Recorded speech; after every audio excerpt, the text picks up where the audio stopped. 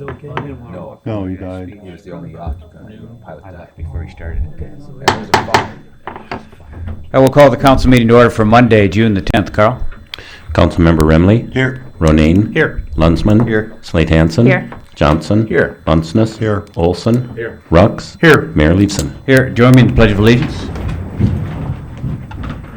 I pledge allegiance to the flag of the United States of America and to the republic for which it stands, one nation, under God, indivisible, with liberty and justice for all. I'd entertain a motion to approve last week's minutes. So moved. Second. Motion Johnson, second by Rux. If no changes, all in favor of approving, say aye. Aye. Opposed, no. Motion carries. We have no one signed up for open forum. Under old business, we have an item postponed from last week regarding a permit to remove damaged canopy on the Alonzo Ward Hotel. I would entertain a motion to approve that tonight. So moved. Second. Motion Ronayne, second Lundsman.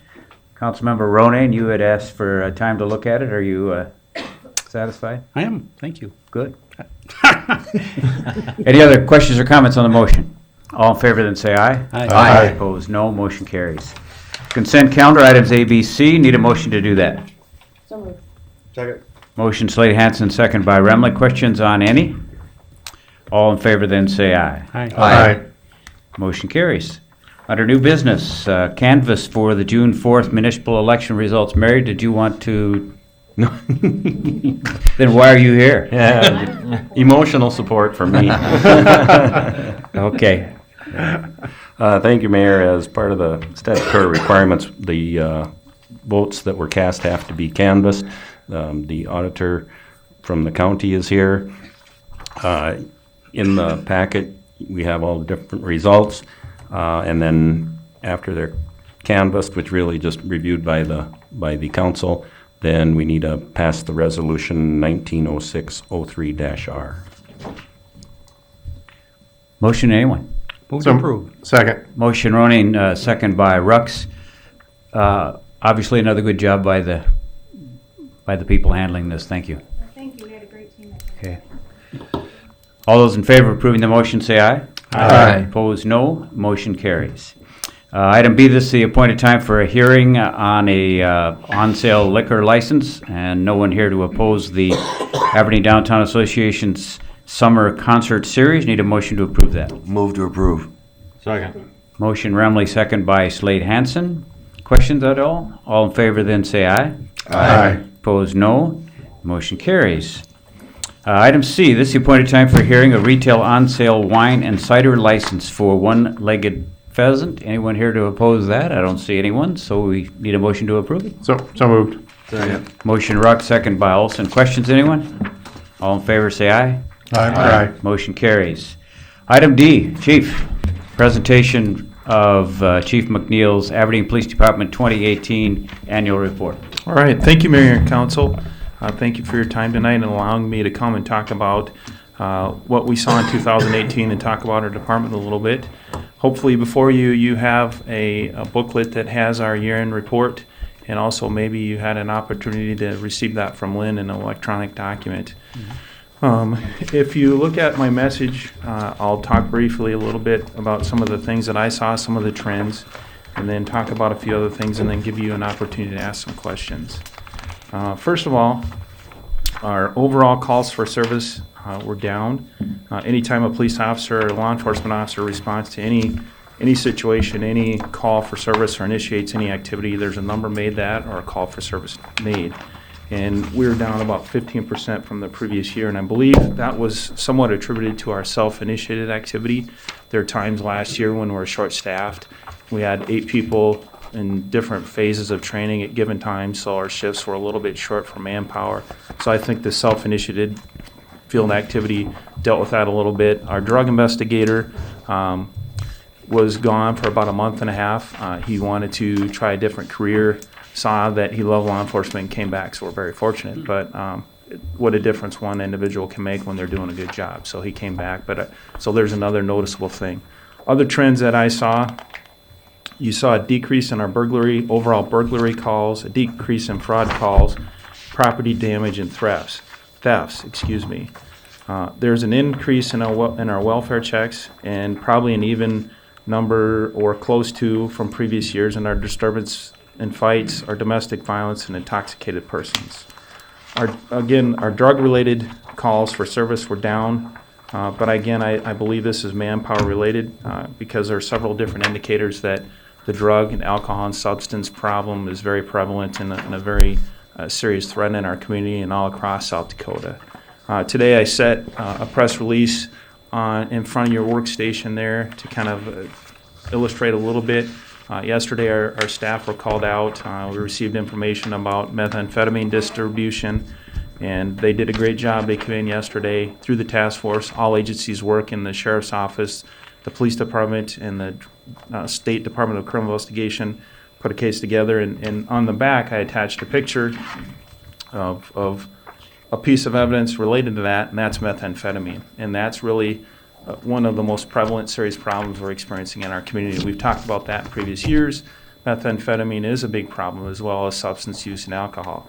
But that picture of methamphetamine signifies to me that when that is in our community, that means that there could be an overdose-related death, there could be domestic violence, there could be a sexual assault related to that. That there's so many problems with methamphetamine that it's the clear and present danger in our community, and what we're dealing with on a very daily basis. The drug and alcohol problems related to domestic violence, mental health, assaults, child abuse, sexual assault, thefts, and property crime. So all those things sometimes have some relevance to our drug and alcohol problem. From time to time, you may ask me, what is the Aberdeen Police Department doing? How is it implementing its resources to address this problem in our community? And we're blessed. I think we're very fortunate. This council and city has given us a lot of great tools and a lot of great resources to address this problem. Our investigators do a good job. We have a drug task force with multiple agencies involved, and we have 2 drug detection service dogs that we're implementing to address this problem. We're engaging our citizens in a lot of different ways. We're using tip programs to receive information about drug concerns in our community. We're using social media for Facebook to reach out and receive private messages. We're trying to look at it through that aspect, and we're doing a lot of educational presentations in our community. Our DARE program is doing very well, and we have a lot of community educational events that we're implementing throughout the course of the year. So we're trying to be proactive, be educational, but at the same time trying to do a good job with our law enforcement activities as well. Real briefly, what are the strengths and weaknesses of the APD? I believe the police department is doing a decent job in community policing programs, engagement with the community, and educating the community. I think we're doing a decent job with our community and police relations. I think our operations and investigations are doing well. There's a commitment to officer safety and wellness. We've implemented a peer support program, a chaplain program. The Human Resource Department is great. They're working with us on an employee assistance program and our fitness program, help keep our officers fit both physically and mentally. The officers are utilizing the training and decision-making that we're implementing. So we're blessed with a great training budget, and we're blessed with great tools. To illustrate that a little bit, I brought some body-worn camera footage here to show you, allow you to see an officer's performance in the field. As you are aware, the last few years we talked about dealing with people in mental crisis, dealing with people that are in conflict. So our department over the years has put a lot of emphasis on talking to people, calming people down, de-escalating, just coming to conclusions that are nonviolent and trying to work through a problem. So this particular situation, I've contacted both the state and city attorney. They allowed me to see this. We've redacted it. You won't know the identity of the person, but this particular situation, there's an emotionally disturbed person who wanted to hurt his family on a given day, and he couldn't find his family member, so he drove to the police department on his bicycle, we believe to confront law enforcement. And an officer coming to the police department noticed this person sitting on a curb, bicycle was tipped over, and hammer was in his hand. And with Carl, with that, can you play the video for me? Can you talk to me, man? My name's Wolf. Listen, man, I'm just trying to talk to you, bud. Don't be sorry. Don't do that, okay? Just sit down. We're just trying to talk to you, bud. Sit down on the curb. Okay? Just sit down. Did you fall off your bike over here? We just want to make sure everything's fine. Sir, do you know his name? John Blank. I just talked to him last week. Okay.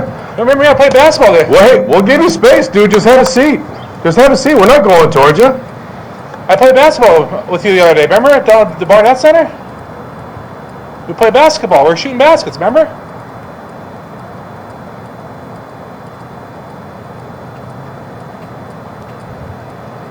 Good.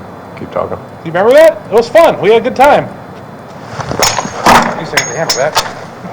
Okay. Hey, bud. Listen. Hold on. Hey, we just want to make sure you're doing okay. All right? What's going on? What's going on? BC 3341. We just want to know what's going on, bud. 341. Paramedics stand by on the corner of 2nd and State right outside the hall, please. Okay. What's got you going on? Okay. I'm sorry if I offended you in any way. Bud, just chill. Okay? What's going on? I just want to talk to you. I'm not walking towards you. I just want to know what's going on. All right? What's going on, man? I saw your bike tipped over. I just want to know what's going through your head, dude. Okay. Then you talk to me. Are you hurt? Shut up. Okay, bud. We can't leave you be.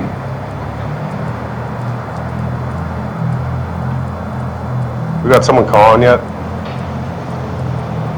No one's behind you. Hey, we're all in front of you. Okay? We don't want anything to happen to you. We don't want anything to happen to us. All right? So what's going on? Okay? What did I do to get you mad?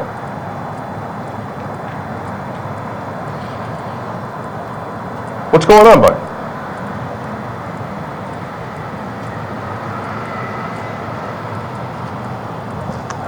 All right. Hey, are you going to talk to me or not? Are you going to talk to me?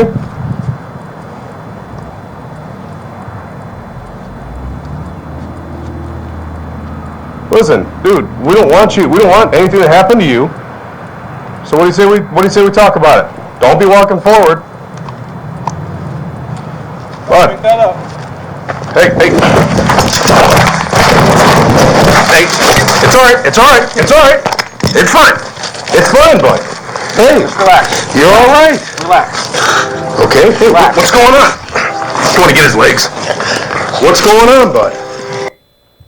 All right, so the video, we really applaud the officers for their performance.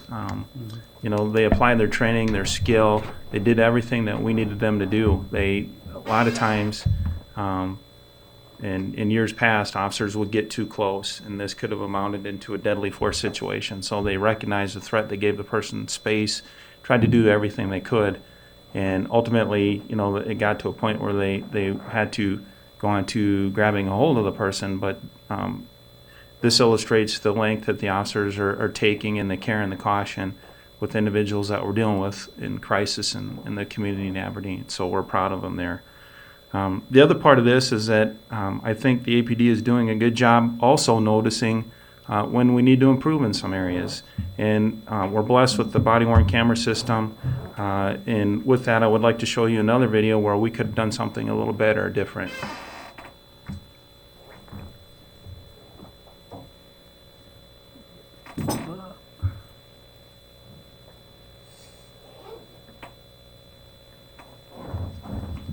This is a body-worn camera system of an officer on patrol at about 2 o'clock in the morning. And pretty soon here you'll notice that he observes a car driving without its headlights.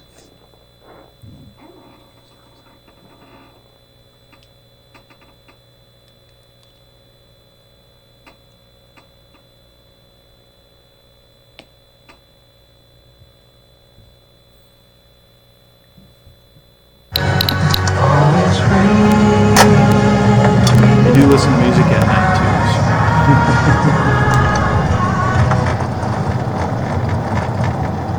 PC 343, East 1044. 43, go ahead. Be turning into the 100 block of South 1st Street. North Dakota plate, personalized, boy, Union Robert.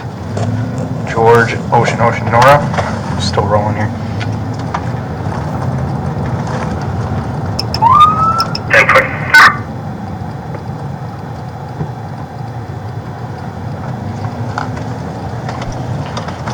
Just turned 100 block of 1st Avenue, southeast, southwest, excuse me.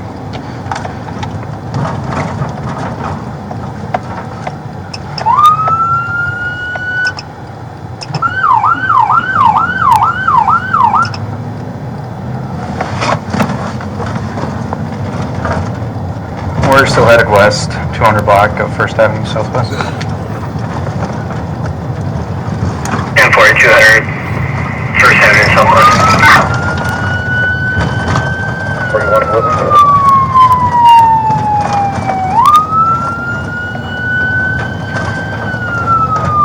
Just turned south, South 4th Street. South on South 4th.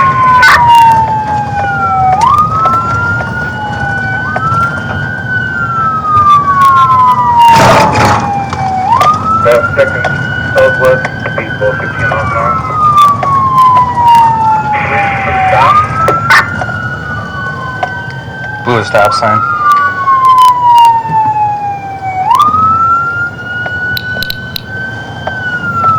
Go up to the 3rd Avenue, you're about 10 miles an hour. 10-4 3rd Avenue, 10 miles an hour. PC 343, just confirming the 28 is North Dakota boy, Union Robert, George, Ocean, Nora. 10-4 black, Ford Explorer. 10-4 still moving south, South 3rd Street, just went south of 5th Avenue.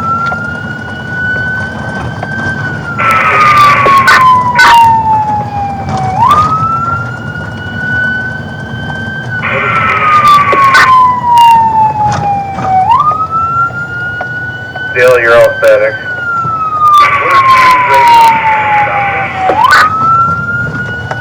Yeah, we stopped at the 6th Avenue here crossing 6th Avenue on 4th here, or 3rd.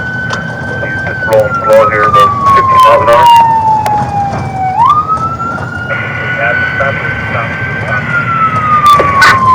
We stopped at 6th Avenue when we were on 4th Street. 10-4, we're just coming up to 8th Avenue, southeast on 4th here.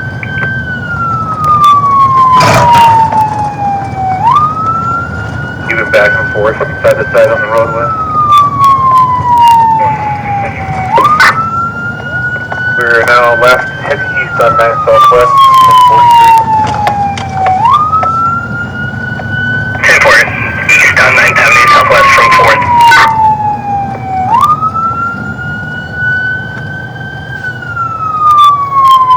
Stop at 3rd, right?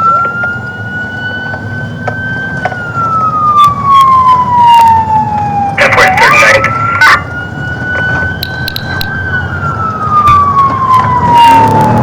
Taking off now. 30 miles an hour expected. 10-4.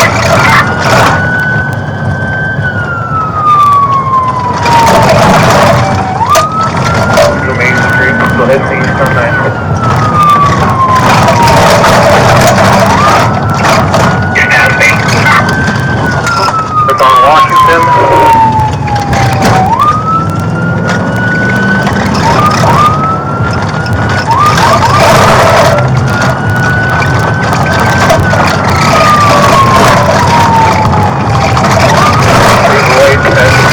Washington still heading north.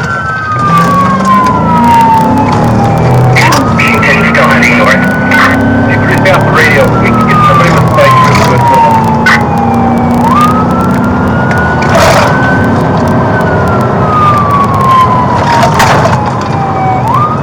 taking a right, head east on 1st.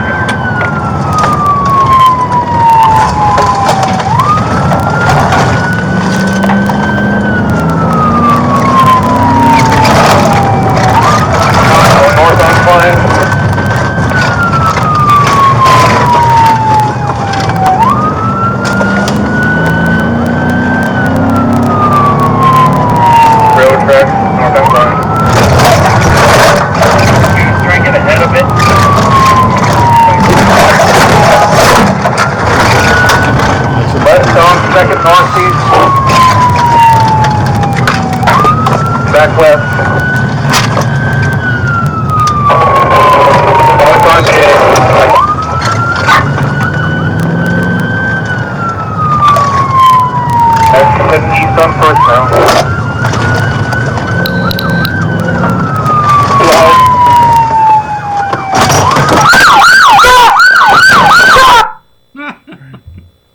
So, as we're talking here, again, identifying our areas in need of improvement. Using these tools and being able to go back and look at how we perform a certain function is invaluable.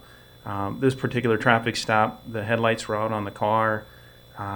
It was a slow speed at first. We don't know if the person's having a diabetic, a medical issue, there's dementia involved, but there's a clear stopping point in this event, and our policies talk about the only time that we pursue are when the person is committed or reasonable suspicion to believe a serious felony is involved, or reckless driving, or something aggravated to this extent. So, and it's a risk and cost benefit analysis, and so we're able to go back and meet with the officer, and the whole department uses this as a training opportunity to say, listen, this particular situation, as soon as the car started to speed away, we should have ended that pursuit.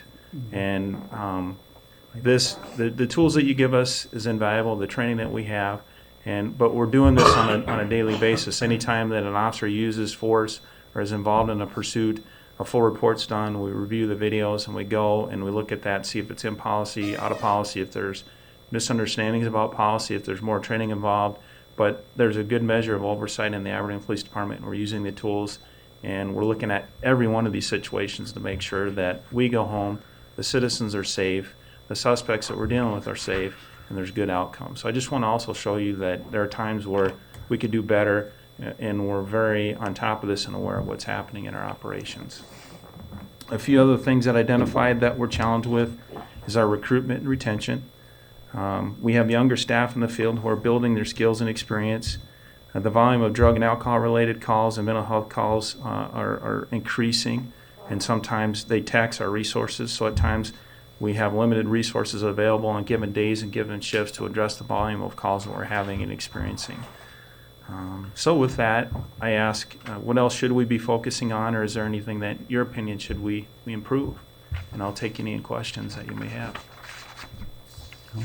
I'll just, while they decide if they're going to have a question or not, I just never miss an opportunity to say that I believe we have the best trained, most professional law enforcement agency in the state.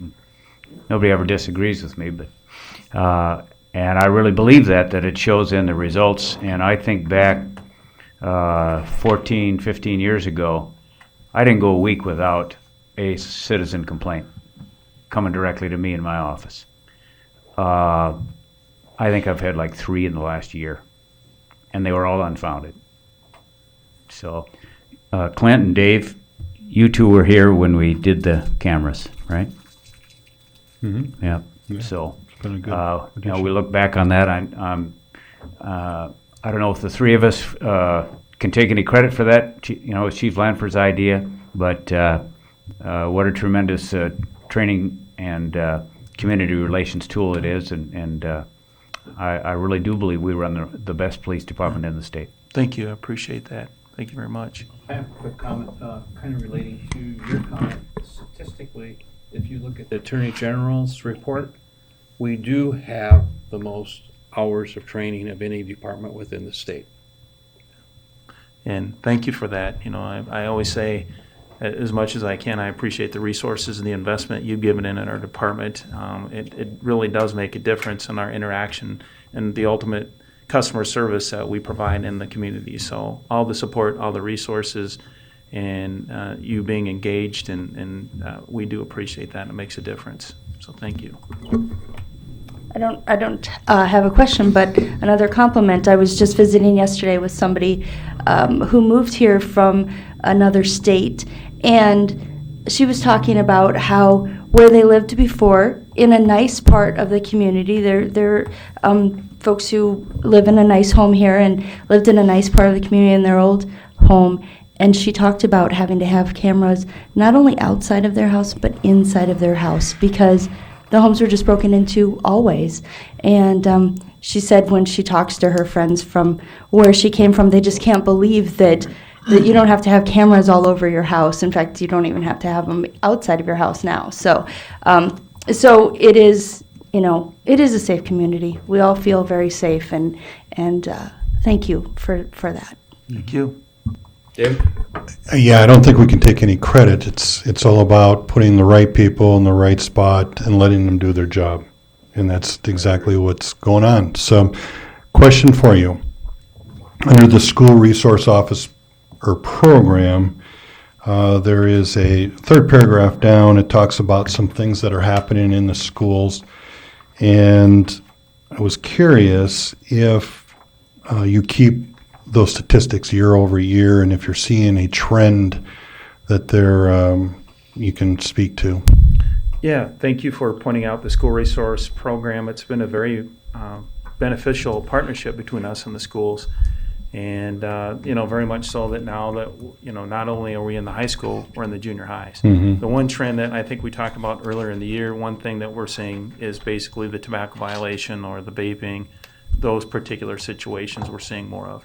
And we're seeing more situations related to out of control student juvenile situations. Right. Those situations where the teacher or the administrator can't control that anymore, and we're called to handle those. 76 reports last year. Yeah. That number is up from the previous year, would you say, or is it? I'm trying to remember if I have a comparative. I don't think I have a comparison to the previous year on that. So it's holding steady. I know that. It hasn't declined. So, yeah. Has Officer Carlson been replaced yet? Officer Carlson has been replaced. Officer Kernan has been selected for his position. Yeah. Thank you. Clint?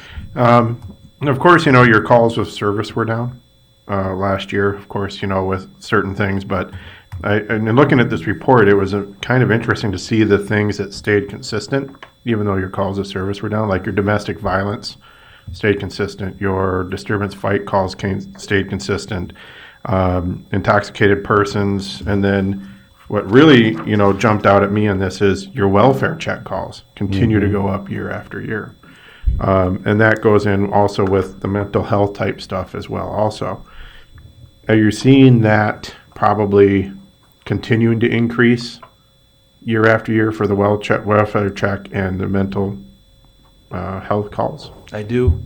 Unfortunately, I don't see that that's going to decline.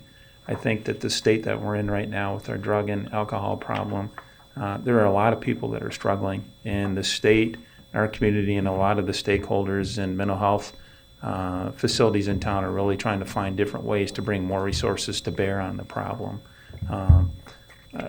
A few weeks ago, I met with the Department of Corrections Secretary, Sheriff Lunsman and I did, and we were talking about the situation that we see in our community and we're seeing across the state. And the parole system is set up in a certain way, and they listen to us, they acknowledged our concerns and where it needed to be improved. And a lot of people with mental health aren't receiving necessarily the services that they need. And a lot of people that are struggling with drug addictions aren't incarcerated and in prison. They're back in the community, they're back at home, and they're being monitored, but in our opinion, that needs to increase, and there needs to be some things that need to change with the probation parole system. And, so they listen, they were receptive, but I do see overall, given the state that we're in, the welfare checks and some of those things are going to stay at that same level, unfortunately. Yeah, thank you. So 211 have any impact on that? It does. It helps. As you remember the presentation that we saw, the statistics that were provided, people are using that, and that's great. A lot of times people don't feel comfortable calling a police officer to tell us about how they're feeling or how they're struggling. So that is a perfect opportunity to connect with somebody and connect to a resource. Sometimes those are serious enough where they contact us because of self-harm. We get involved, or we go out and a welfare check is involved in that. But that is a good resource that's being used.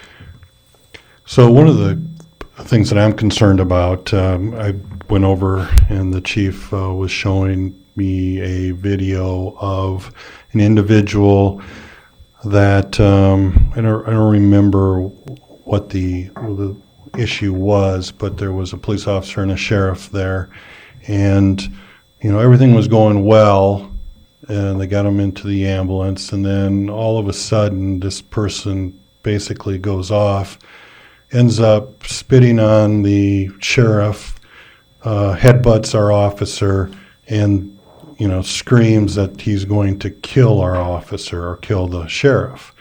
And my understanding is that individual didn't serve very much time or any at all.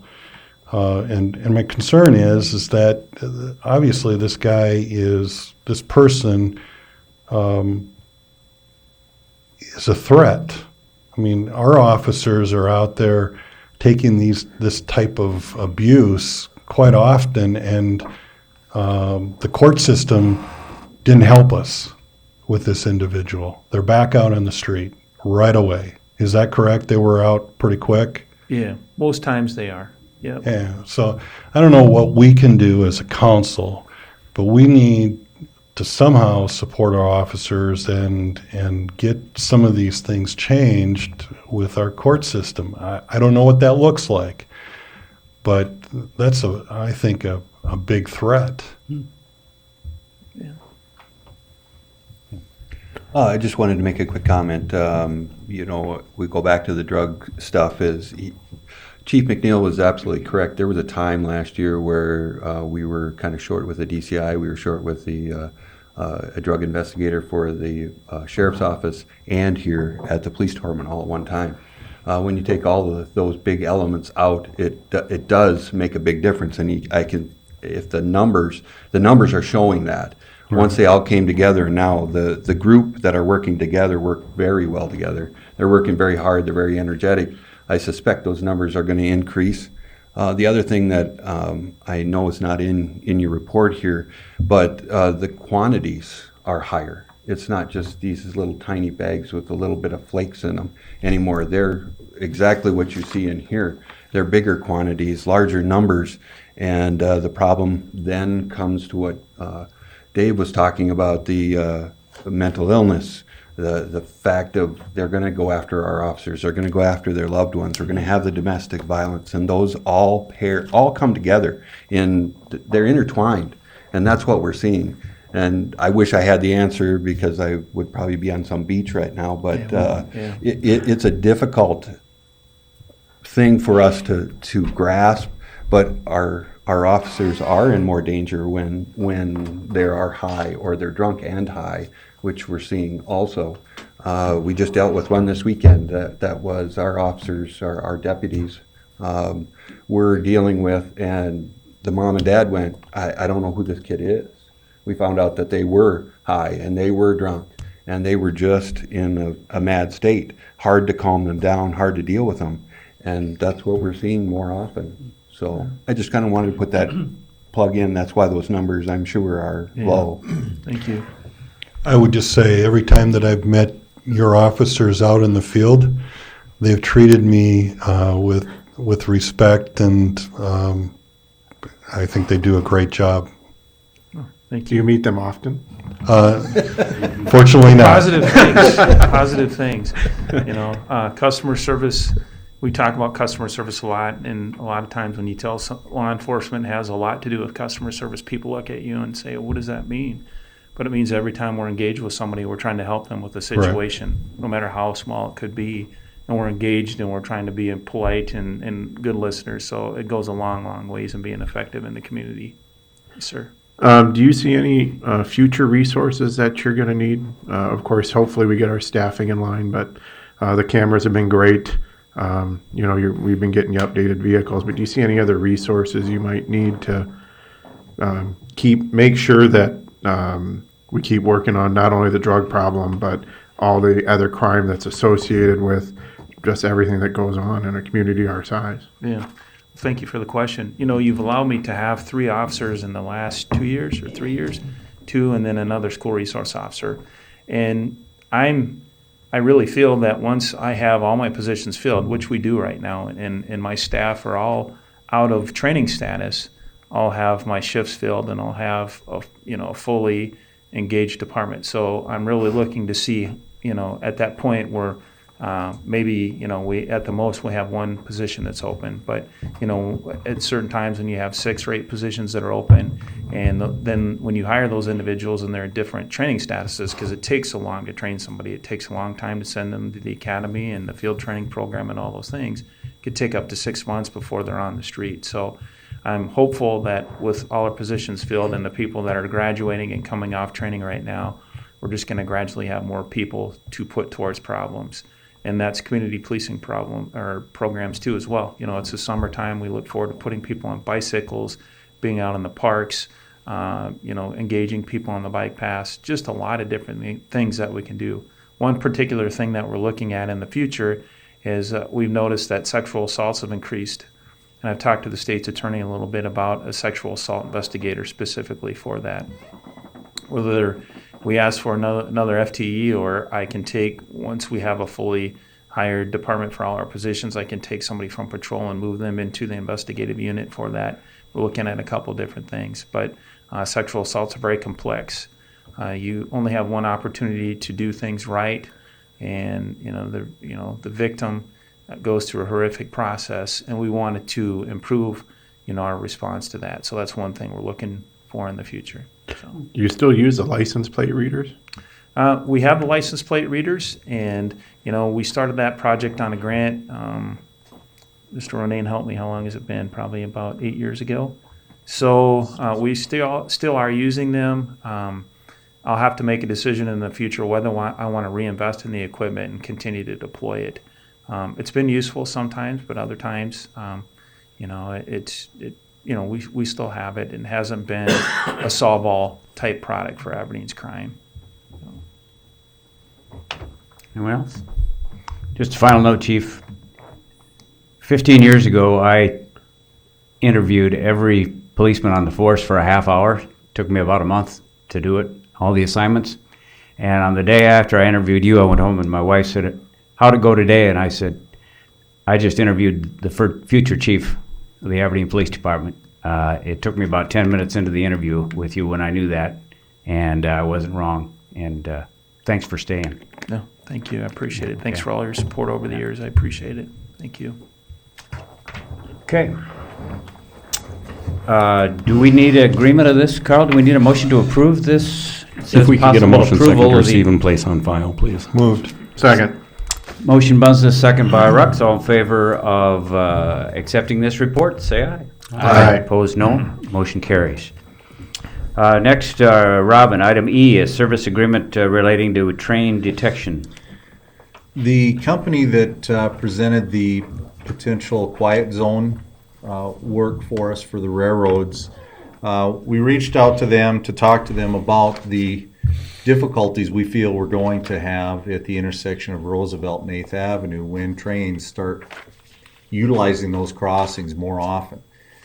And so they sat down with us on a couple different occasions to try to come up with a way to approach this. And our thought is that there is going to have to be some basic message signs that go in strategic locations so that people can make decisions without getting trapped in to that area. There will be no way to get out without going, basically circling back around, and there aren't major roads to get you back. So we're hoping that we can come up with a process to help our residents make better decisions as they're traveling through the community. We know that train traffic is zero right now, and it's going to go to something that's going to be a lot more than zero in the future. So this agreement that we're asking you to consider will go through the process of studying, coming up with ways to know how to make this system work well, how to detect the trains. There's a few different options out there for us. They've given us some ideas on what it would cost generally for implementation of this system, and then they'll walk through it with us as the operations go into effect. They will help us tweak the system so we can make it better, because this is not going to be a perfect system, but they have done a few of these in other communities, and we think they've probably got the best expertise for this that we can find. So we're asking for your support in moving forward with this agreement. Move approval. Motion Business, second by Slade Hansen, $114,056. Robin, where's that coming from? That's my question. Oh, we've got professional services budgets. It's your budget? Yes. Okay. We also have, there will be some thought processes as part of a bigger process for our actual construction budget. We'll arm wrestle with Carl a little bit to come up with the That shouldn't be appropriate too place hard. to go. He's got petty cash somewhere, right? Okay, we've got a motion and a second to approve this. Questions, comments? Right now, the trains isn't zero. About 3 weeks ago, I had to do a double take because there was actually a train on that track behind Aberdeen Federal Credit Union. And it was slowly inching forward because it was at 5 o'clock. And there's no signals on either of those. And so to me, that tells me that this is probably, we're behind the 8 ball on this, as not only with something like this, but also with signalizing those tracks. Well, and it's interesting that you should bring up the signals, and thank you for bringing that up, because when did we sign the agreement for those signals? It was late last year, I believe, when we signed the agreement to have that done. We're trying to find out a schedule right now so that we know when that will be implemented. And really, it doesn't matter when the signals are implemented. It's more when we start getting train traffic. So we really think that we need to have this ready to go sooner than later, because it will affect a lot of motorists.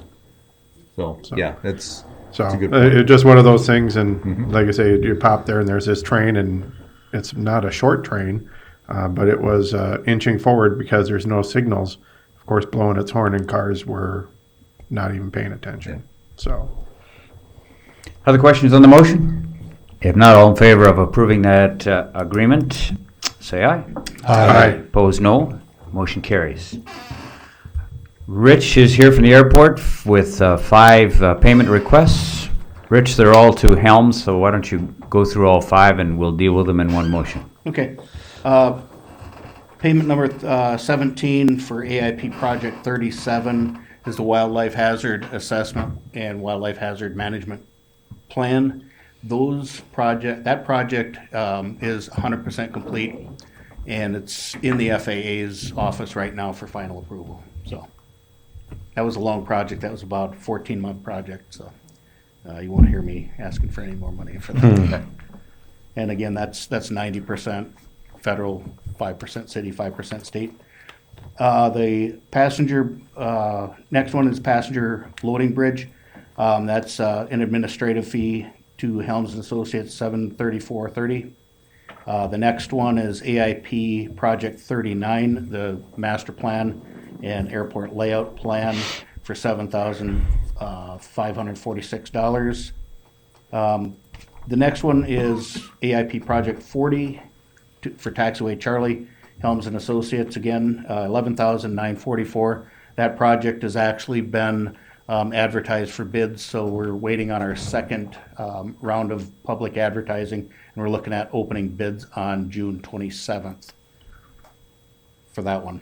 And number 5 is AIP 41, and that's general aviation apron, again to Helms 19, $1,925.75 administrative fees. I move to spend money. Second.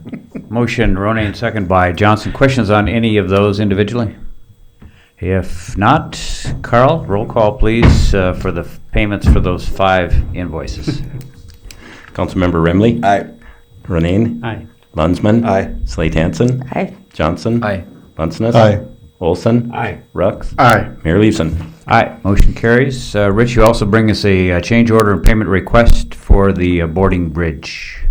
That's correct. This is for an increase. We had a change order in the contract. We had to add additional electrical for the ground power unit. And that's, the contract amount was for $46.51, and payment number 2 is for $31,342.69. Move to approve both. Second. Motion Johnson, second by Slade Hansen. Questions? What was this work in result of? Is this the fix to the? It was the fix to add the additional electrical for the ground power unit. Anyone else? Carl? Councilmember Rux. Aye. Olson. Aye. Bunceness. Aye. Johnson. Aye. Slade Hansen. Aye. Lunsman. Aye. Renane. Aye. Remley. Aye. Mayor Leveson. All right, motion carries. Item H is bills presented for payment. List provided with your agenda. Entertain a motion to pay them. Moved. Second. Motion Bunceness and second by Lunsman. Questions, anyone? Carl? Councilmember Remley. Aye. Ronayne. Aye. Lunsman. Aye. Slade Hansen. Aye. Johnson. Bunceness. Olson. Aye. Rux. Aye. Mayor Leveson. All right, motion carries. Brett, this isn't a question on the payment of the bills, but I noticed a mowing abatement there, and we've had our late spring. Are we getting to the point where our grace period for a lot of people is running out? Yes, we are. That was my observation today, and I assume that a lot of those people have been informed at this point. We've already done quite a few abatements. Going to continue. Okay. Item I is payroll for May 26 through June 8, and City Share of Social Security, Old Age, and Survivors Insurance, Retirement, Health, and Life. Move approve. Second. Motion Olson, second by Bunceness. Carl? Councilmember Rux. Aye. Olson. Aye. Bunceness. Aye. Johnson. Aye. Slade Hansen. Lunsman. Aye. Ronayne. Aye. Remley. Aye. Mayor Leveson. All right, motion carries. Lynn? Okay, I just have two short items. The first item is the city finance officer will present to the council the tabulated promotion fund results based upon median value derived from the governing body next week. And then I will be absent from the next meeting, and that's all I have. Was that on purpose?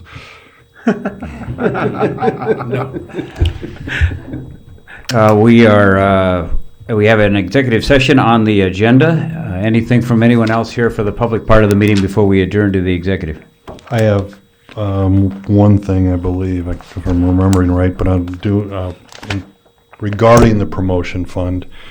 If you remember correctly, or if you remember, I should say, we had an ordinance last year that was passed for sales tax rebate that the promotion fund was going to fund the second 50% of that sales tax rebate. So I'm not sure if anyone has included that in their promotion fund allocation, but it's a reminder that maybe in the future we need to make an adjustment if you haven't. Excuse me. Anyone else, anything before we break for exec session? I'd move to go into executive session and specifically suggest that we invite Council Member-elect Reif to join us. Second? I'm sorry, I don't think we can do that. I didn't think so either. Really? We let you stay sometimes. He's not sworn in. You aren't really a member either. He's not sworn in as a... I'm sorry, but I Would you like to revise the motion? I would just move to go into executive council to discuss contractual matters. Thank you. Do we have a second? Second, Bunceness. All in favor, say aye. Aye. Aye.